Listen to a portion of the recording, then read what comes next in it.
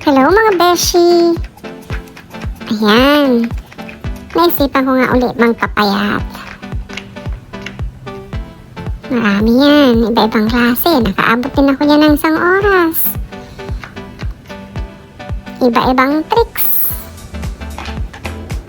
Patalon-talon pa. Pa-squat-squat pa. Yan, paikot-ikutin pang mga kamay. O, diba? Saan kaya nakikita? Paano yan? Masyado akong marupok. Mahina. Nagpapapigil naman ako sa tukso. Sadya talagang mahina ako. Ay, naku.